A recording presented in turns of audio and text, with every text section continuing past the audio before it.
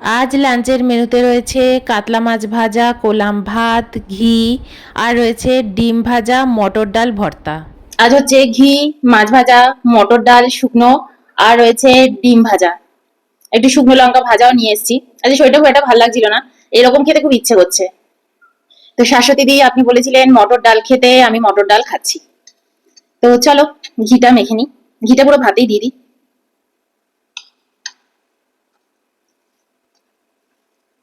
আজকে একা একাই খেতে বসেছি, দেখতেই পাচ্ছ। চলো,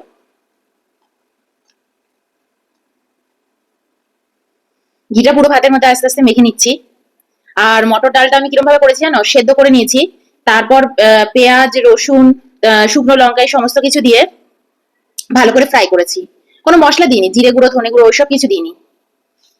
এই, আর ওর জন্য শুকনো লঙ্কা ভাজা নিয়ে এসেছি, মেখে খাবো। দারুণ লাগে কিন্তু এরকম খেতে। তার আগে একটু ঘিও মেখে নিয়েছি।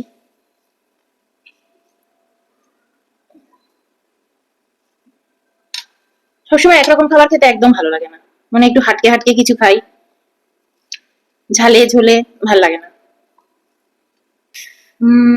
ডিম ভাজা দিয়ে খাবো, না মাছ ভাজা দিয়ে খাই, গরম মাছ ভাজাটা। চলো মুখে দিয়ে দেখি।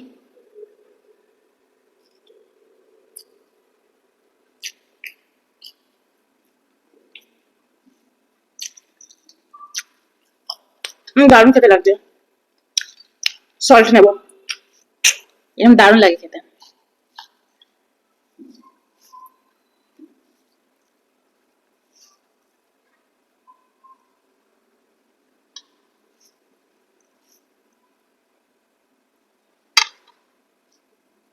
ডিম ভাজা, একটু ডিম ভাজাও মেখে নেবো, হ্যাঁ ভাল লাগবে খেতে। হম, দারুণ হয়েছে।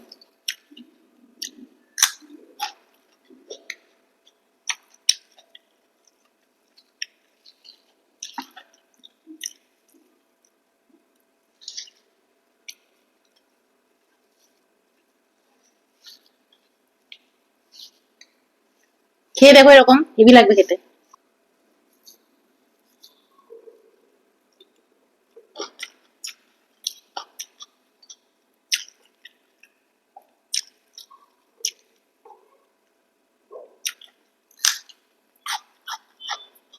কাঁচা লঙ্কা এনেছি।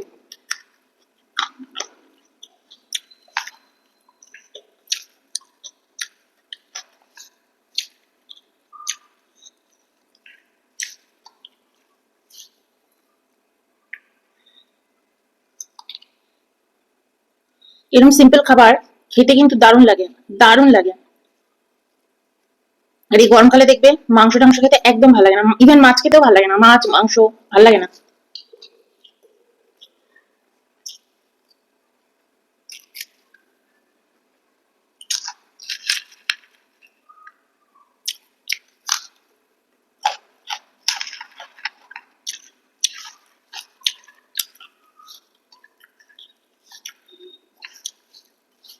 উম, এরকম খেতে বেশি ভালো লাগে।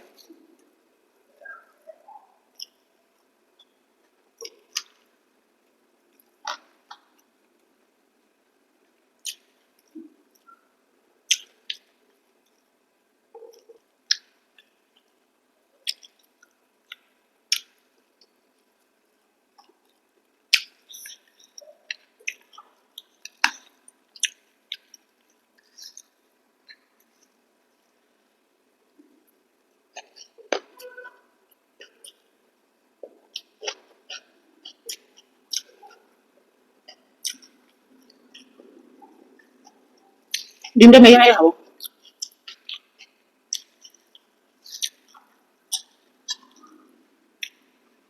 এখনো দেখো ঘিটা লেগে আছে, পুরো মেল্ট হয়নি। এত ভালো ঘিটা, এটা হচ্ছে গাওয়া ঘি, কলকাতার। দারুণ ঘি।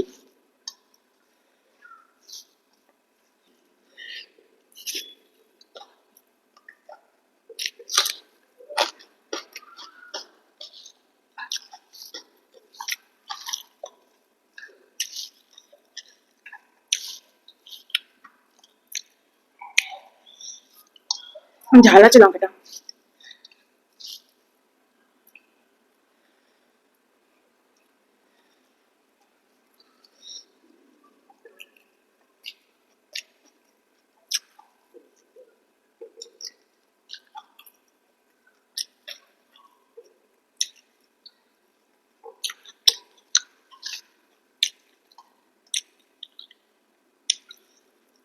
ডাল শুকনোটাও মেখে নি।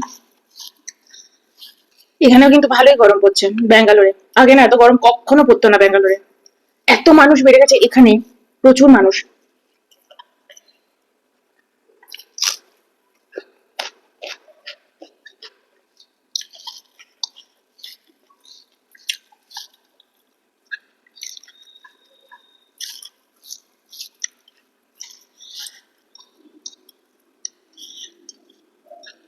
যতদিন না কোনো জায়গায় মানুষ কমবে না, বিশেষ করে মানুষ, ততদিন ওই সেই জায়গায় কোনো উন্নতিও হবে না, কেউ ভালো থাকবে না। একদম সত্য কথা, তাই না? যত তুমি হাত পা ছড়িয়ে থাকতে পারবে, ততই কিন্তু তুমি ভালো থাকবে, ততই পরিবেশ ভালো থাকবে।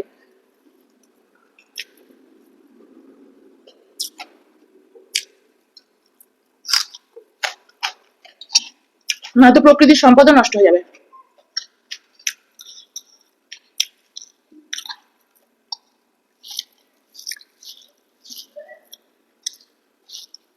আর ডিম ভাজা মাখি, এই যে। আর একটা শুকনো লঙ্কাও আছে, শুকনো লঙ্কাটা একটু মাখি। 3টে শুকনো লঙ্কা নিয়েছি।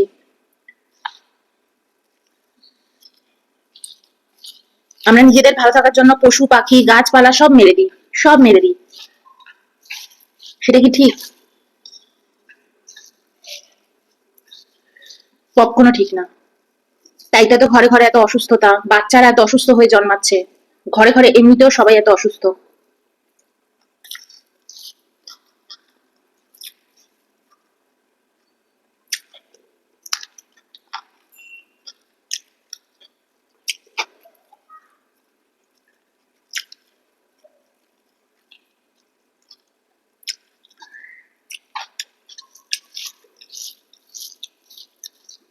এইসব সাধু মহারাজরা, কারোকে আমি খারাপ বলছি না, সবসময় বলবে, দেখবে, ডিম খেও না, মাছ খেও না, মাংস খেও না, নিরামিষ খাও, এই খেও না, ওই খেও না। কখনো সাধু সন্ন্যাসীরা, মানে এই যে এরা যারা সব গুছিয়ে বসেছেন, তাদের বড় বড় নাম, কখনো কিন্তু বলে না জনসংখ্যা কম করো, জনসংখ্যা বৃদ্ধি করো না, কখনো বলে না। দেখবে, কেন বলো তো? কেউ যাবে না ওদের কাছে।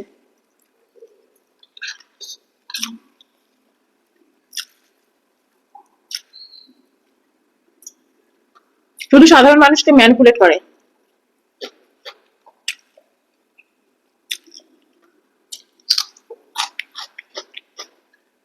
আমি জানি এই ভিডিওটা দেখে অনেকে গা পিত্তি জ্বলে যাবে, হেবি রাগ হবে আমার উপর। এটাই সত্য, এটাই সত্য। সাধারণ মানুষকে ম্যানিপুলেট করে, মাছ খেও না, মাংস খেও না, এটা খেও না, ওটা খেও না। সাধারণ মানুষ কি খেয়ে বাঁচবে? কত গাছ কাটবে, কত গাছ কেটে কেটে বাঁচবে।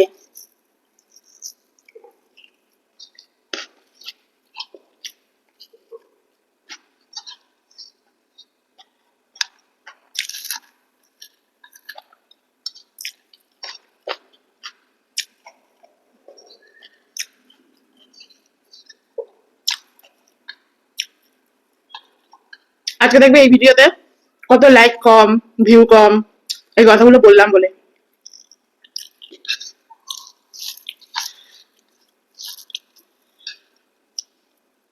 কেউ বলবে না, কোনো সাধুরা এত বড় বড় নাম পদ নিয়ে বসে আছে, বলবে না যে জনসংখ্যা রোধ করো, জনসংখ্যা বৃদ্ধি করো না, পৃথিবীর ক্ষতি হচ্ছে, বলবে না।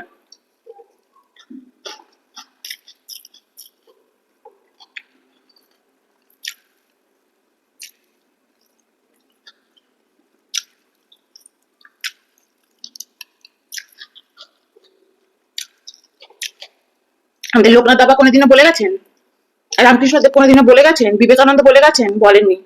অ্যাকচুয়াল সাধু সন্ন্যাসী পথে পথে ঘুরে বেরিয়েছেন, কত কষ্ট করেছেন, তাই না?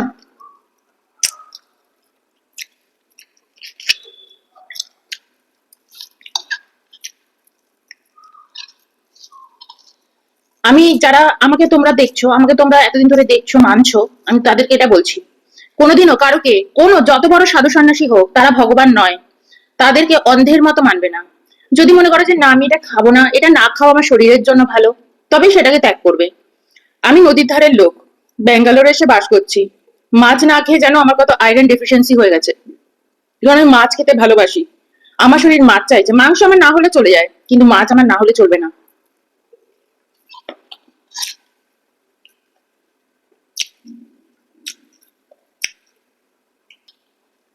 সবকিছু ব্যালেন্স করে খেতে হবে। অনেকে আবার দেখো বলবে যে মানুষ হচ্ছে তৃণভোজী যে প্রাণী তাদের সম। না, না মানুষ তৃণভোজী প্রাণীর সম, আর না মানুষ মাংসাশী প্রাণীর সম, এটা আমি মনে করি, তাই আমি বলছি, এটা আমি নিজে মনে করি। মানুষই একমাত্র আগুন ব্যবহার করতে পারে, মানুষই একমাত্র আগুনে পুড়িয়ে রান্না করতে পারে।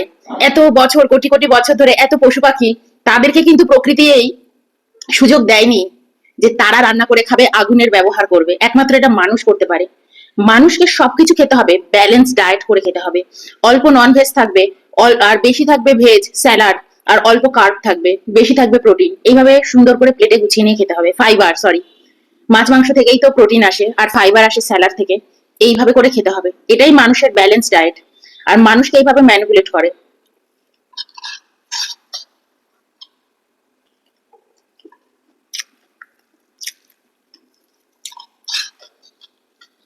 মানুষ সব খেতে পারে, রান্না করে, সবজি ইয়ে করে করতে পারে।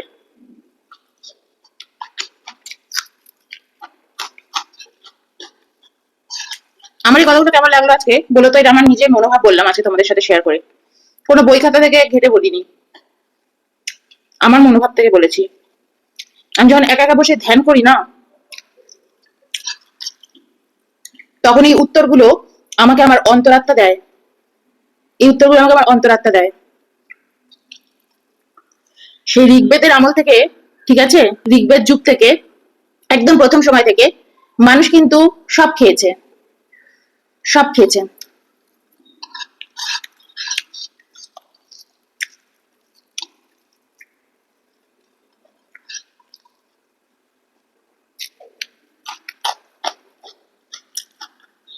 আজ তো সবকিছুর মধ্যেই ভেজাল। সবজিতে ভেজাল, মাছে ভেজাল, ডিমে ভেজাল, ডিমের মধ্যে ইঞ্জেকশন দিচ্ছে, গরুকে ইঞ্জেকশন দিচ্ছে, দুধে ভেজাল। দুধ তো ছেড়েই দাও, দুধ তো সব নকল দুধ। একমাত্র যাদের বাড়ির গরুর দুধ তারাই মোটামুটি ভালো খাচ্ছে। সবই তো ভেজাল, তুমি কি খাবে? মাছ মাংসটা খেতে বারণ করে, কারণ ওটা অনেকে বেশি খেয়ে নেয়, অসুস্থ হয়ে যায়, রোগ ব্যাধি হয়ে যায়, সহ্য হয় না। কিন্তু মানুষ সব খেতে পারে, আগুনে পুড়িয়ে, আগুনে রান্না করে।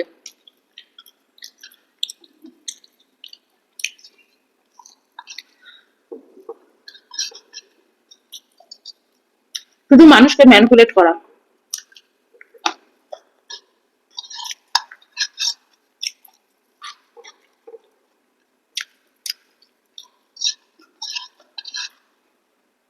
এর জন্য এরপর আর কেউ বাঁচবে না, সব রোগে ভোগেই সব শেষ হয়ে যাচ্ছে। ছোট ছোট বাচ্চারা জন্মাচ্ছে বিশাল বড় বড় রোগ নিয়ে।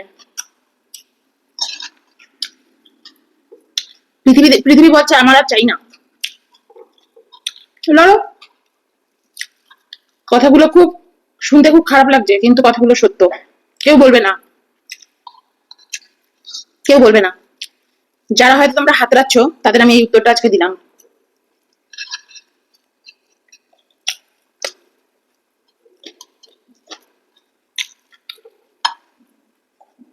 চলো বাই।